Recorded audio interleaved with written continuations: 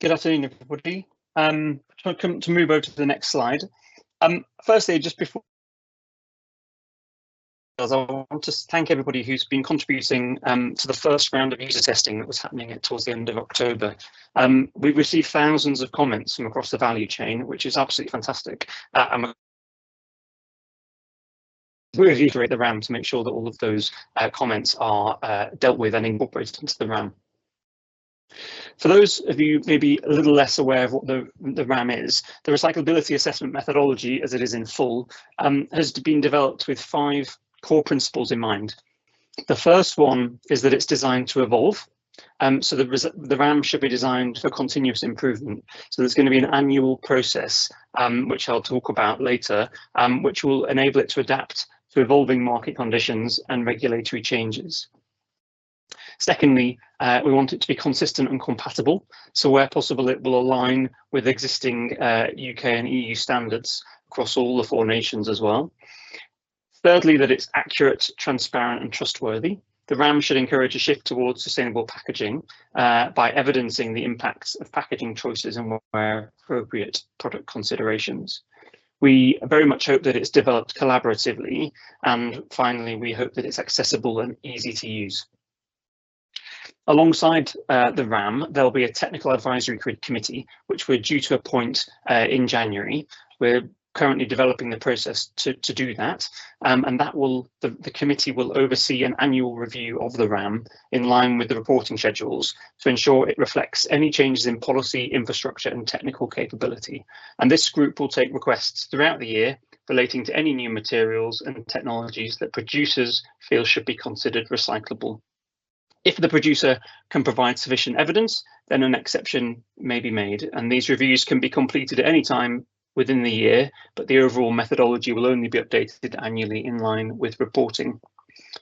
Now, I said we received an awful lot of feedback, and I wanted to pull out a few key points. Firstly, the outputs of the RAM are essentially the modulation subcategories. Those are red, amber and green modulation categories. I know we had a question about what those would be. We're not specifying particular products at this point in time, but actually just a categorization of red, amber, green. This is key to ensure the correct modulation fee is paid for the packaging placed onto the market. And just to be clear, a red categorization does not mean that the material is banned or prohibited.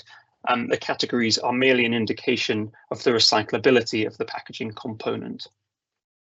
Secondly, due to EU alignment challenges, we've actually removed labelling from the legislation and therefore from the RAM, and we're awaiting further information on the PPWR labelling requirements before we proceed further with reintroducing labelling. And I know that there's been a question asked about whether people will still be able to use the swoosh symbol, and you will still be able to use OPRL's scheme if you wish to become a member of their scheme and use that labelling for the foreseeable future until we make a change to the legislation to account for labelling. Next, I think something that's worth noting is that the RAM at the moment is only considering recyclability in its first iteration, not circularity, not carbon impact, not anything possible else yet. And also compostability presently isn't considered recyclability.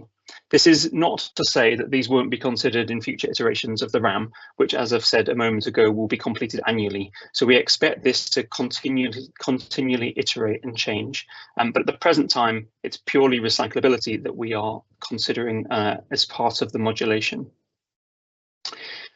Next,